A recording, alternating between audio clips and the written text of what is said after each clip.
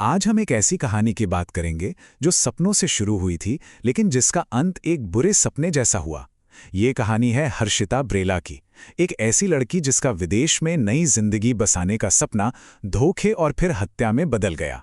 वो दुल्हन के लाल जोड़े में घर से गई थी, पर जिस तरह से वो लौटी उसने पूरे परिवार को झकझोर कर रख दिया।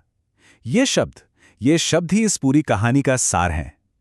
तो चलिए शुरू से समझते हैं कि आखिर हुआ क्या था। तो चलिए कहानी की शुरुआत में चलते हैं, जब हर्षिता की आंखों में उम्मीदें थीं, सपने थे। समझते हैं कि लंदन जाने का उसका ये सपना क्या था और कैसे ये एक ऐसे रास्ते पर मुड़ गया जहां से वापसी मुमकिन ही नहीं थी। दिल्ली की रहने वाली सिर्फ 23 साल की हर्षिता ब्रेला, एक ब्राइट एम्बिशियस लड़की, हिंदी लिटरेचर में डिग्री थी, बीएड किया हुआ था और वो एक टीचर बनना चाहती थी। अपने फ्यूचर को लेकर आप समझ सकते हैं कितनी एक्साइटेड होगी। और फिर उसकी जिंदगी में एक नया मोड़ आया। उसकी शादी एक एनआरआई पंकज लांबा से तय हुई। वो एक परफेक्ट मैच लग रहा था। देखिए सब कुछ कितनी तेजी से हुआ। अगस्त 2023 में कोर्ट मैरिज, मार्च 2024 में धूमधाम से शादी और अगले ही महीने अप्रैल में वो यूके चली गई। शायद सब कुछ इतनी जल्दी हुआ कि किसी आने वाले खतरे की आहट तक नहीं सुनाई दी। लेकिन यूके पहुंचने के कुछ ही टाइम बाद जिस परफेक्ट लाइफ का सपना हर्षिता ने देखा था वो टूटने लगा।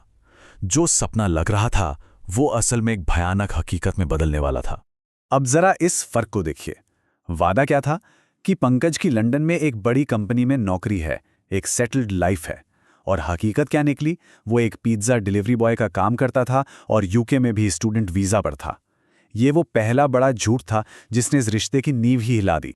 और यह सिर्फ झूठ पर नहीं रुका, बात बहुत आगे बढ़ गई। जल्द ही पंकज ने दहेज की मांग शुरू कर दी। वो उसे फिजिकली और इमोशनली टॉर्चर करने लगा। उसके बैंक अकाउंट्स पर पूरा कंट्रोल कर लिया और उसे उसके दोस्तों और कलीग से भी एकदम अलग थलग कर दिया, जो कि किसी को भी बेबस करने का सबसे आसान तरीका है, खासकर जब आप किसी अनजान देश में हों। ये टॉर्चर हर दिन बढ़ता गया और फिर एक ऐसा मोड़ आया जब हर्षिता को यह एहसास हो गया कि अब ये सिर्फ उसके सपनों का नहीं बल्कि उसकी जान का सवाल बन गया है। अब उसे अपनी जान बचाने के लिए लड़ना था। और फिर आया वो दिन, 29 अगस्त 2024। पंकज ने उसे इतनी बुरी तरह पीटा कि इस ट्रॉमा की वजह से प्रेग्नेंट हर्षिता का मिसकैरेज हो गया। ये वो खौफनाक मोड़ था जिसने उसे ये साफ कर दिया कि वो कितने बड़े खतरे में है। इस हादसे के बाद हर्षिता ने जो हिम्मत दिखाई वो कमाल की थी। उसने तुरंत भारत में अपने पापा को मदद के लिए फोन किया। किसी तरह वहां से बचकर अपने एक कलीग के घर पहुंची और फिर सीधे पुलिस के पास जाकर डोमेस्टिक वायलेंस की रिपोर्ट दर्ज करवाई। ये कदम उठाना आसान नहीं होता, खासकर तब जब आपका अपना कोई आसपास ना हो। तो उसकी शिकायत पर एक्शन हुआ। यूके पुलिस ने उसे एक कानूनी कवच दिया। पंकज के खिलाफ एक डीवीपीओ यानी डोमेस्टिक वायलेंस प्रोटेक्शन ऑर्डर जारी किया गया।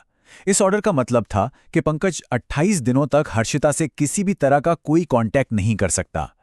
ये एक छोटी सी राहत थी, सांस लेने का एक मौका। लग रहा था कि शायद अब सब ठीक हो जाएगा, लेकिन ये तो तूफान से पहले की शांति थी। पंकज ने धोखे की एक आखिरी जानलेवा चाल चली और हर्षिता एक ऐसे जाल में फंस गई जिसका अंजाम बहुत ही भयानक होना था।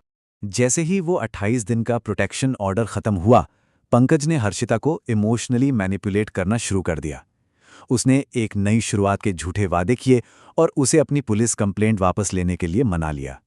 ये एक क्लासिक टैक्टिक होती है और बदकिस्मती से हर्षिता मान गई, और यही उसकी जिंदगी का सबसे बड़ा और जानलेवा फैसला साबित हुआ।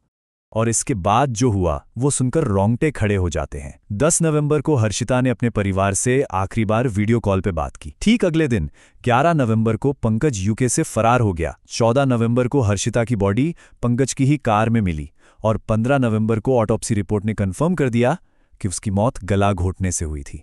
लेकिन हर्षिता की कहानी यहां खत्म नहीं हुई। असल में उसकी मौत के साथ न्याय के लिए एक बहुत लंबी और मुश्किल लड़ाई शुरू होती है। एक ऐसी लड़ाई जो दो देशों के कानून के बीच फंसी हुई है। अब सारा फोकस उसके कातिल को ढूंढने और परिवार के संघर्ष पर है। पुलिस के हाथ में जो सबूत हैं वो सीधे सीधे पंकज लांबा की तरफ इशारा करते हैं। वही प्राइम सस्पेक्ट है। मौत की वजह गला घोटना है। सीसीटीवी फुटेज में वो क्राइम सीन के पास भी देखा और फिर भागते हुए भी, और फ्लाइट रिकॉर्ड से ये पक्का हो गया कि वो 11 नवंबर को दिल्ली इंडिया भाग आया था। इंडियन अथॉरिटीज ने पंकज को पकड़ने में मदद करने वाले को 50,000 रुपए के इनाम का ऐलान किया है। हालांकि ये रकम एक इंटरनेशनल भगोड़े के लिए कुछ खास नहीं लगती। तो अब सवाल ये है कि केस का करंट स्टेटस क्या है? पंकज लांबा अब भी फरार है और माना जा रहा है कि वो इंडिया में ही कहीं छिपा है। उसे आखिरी बार मार्च 2025 में दिल्ली के एक एटीएम के सीसीटीवी में देखा गया था। उसके माँ बाप को दहेज के केस में अरेस्ट कर लिया गया है, लेकिन मेन आरोपी अब भी पहुंच से बाहर है। हर्षिता का परिवार अब गुहार लगा रहा है कि इस केस को सीबीआई को सौंप दिया जाए ताकि जांच में तेजी आ सके। और इस पूरी लड़ाई के बीच हर्षिता के पिता के ये शब्द ये दिल तोड़ देते हैं। मैं तो नहीं जा सकता, लेकिन किसी तरह मेरी बच्ची को इंसाफ दिलाओ। बहुत प्यारी बिटिया थी। ये सिर्फ एक बाप की आवाज़ नहीं है, ये एक टूटे हुए सिस्टम से न्याय की मांग है। और ये सब हमें एक बहुत जरूरी सवाल पर लाकर खड़ा कर देता है। जब एक अपराधी इतनी आसानी से देशों की सरहदें पार कर सकता है, तो क्या इंसाफ भी उन सरहदों को लांघ सकता है? जब कातिल आजाद घूम कर रहा हो, तो क्या हर्षिता के परिवार को कभी न्याय मिल पाएगा? ये वो सवाल है जिसका जवाब हम सबको चाहिए।